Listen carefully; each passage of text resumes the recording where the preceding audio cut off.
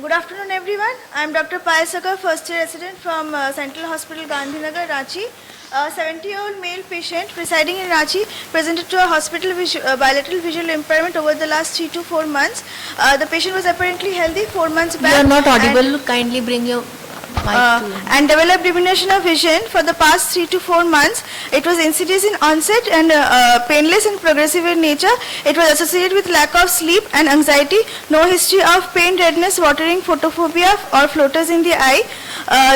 There was no history of hypertension or diabetes. There was history of oral and inhalation of corticosteroid use for respiratory problems, no significant past surgical or family history. General examination revealed no abnormalities and systemic examinations were within normal limits.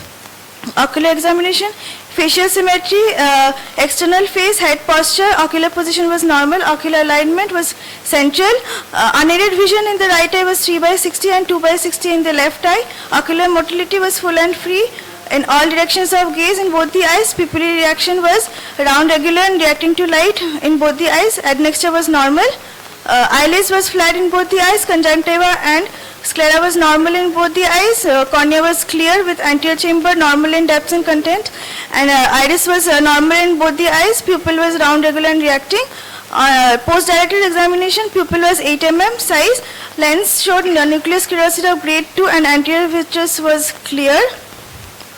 Media was hazy with optic disc size medium and well demarcated margins and cup disc ratio of 0.4 in both the eyes. Optic disc was normal with healthy NNR in both the eyes. Macula well defined circular area of neurosensory detachment over the posterior pole was present in both the eyes and foveal reflex was dull. On OCT and color fundus photography showed bilateral subretinal fluid with mean central macular thickness of 571 in the right eye and 707 in the left eye. Case summary, the 70-year-old male patient presented with bilateral visual impairment over the last 3 to 4 months. There was lack of sleep, history of anxiety and use of oral and inhalational steroid. Visual acuity was 3/60 in the right eye and 2/60 in the left eye. Slit lamp showed nucleus sclerosis grade 2 cataract, and fundus photography with OCT macula showed bilateral SRF with mean central macular thickness of 751 in right eye and 707. So my provisional diagnosis is a case of bilateral chronic atypical chorioretinopathy. The patient was started on tablet alprazolam and 0.25 mg once daily and was advised to avoid steroid in any form. On 1 month of follow-up, visual acuity improved to 4/60 in both the eyes, and SD-OCT showed anatomical improvement with CMT of 328 in the right eye and 692 in the left eye.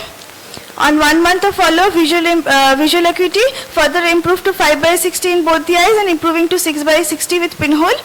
SD-OCT CMT showed further reduction in CMT, and 2 months of follow-up showed improvement in visual acuity, and 3 months follow-up showed significant visual acuity improvement with right eye 6/18 and improving to 6/9 with pinhole. Left eye 6/36 and 6/18 with pinhole, and SD-OCT with central macular thickness of 209 in right eye and 201 in the left eye. These are some of the literatures which signifies that the significant role of anti-anxiolytics in treatment of CSCR. And the latest journal in IGO published in 2024 October that there is rapid resolution of CSCR within 3 to 4 weeks with anti-anxiolytics, and the recurrences rate are also reduced. Thank you.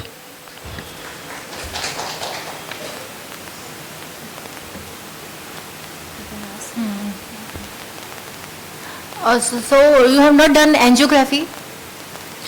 No, actually the angiography is not available at our hospital.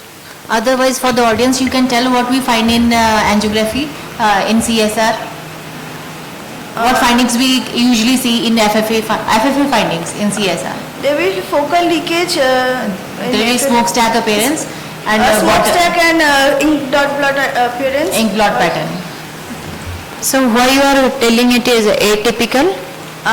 Because in typical CSR the patient group is usually less than 40 years, and in this case it was more than 70 years with bilateral involvement, and there was no There is no, in typical CSR, there is significant demarcation between the neurosensory retina and the RP, and there was no clear-cut demarcation in my case. So what systemic parameters you ruled out to diagnose that it is a CSCR condition? That means what are the other conditions that can mimic like CSCR?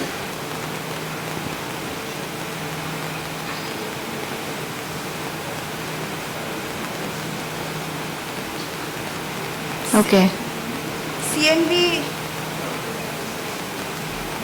okay, nice. Thank you.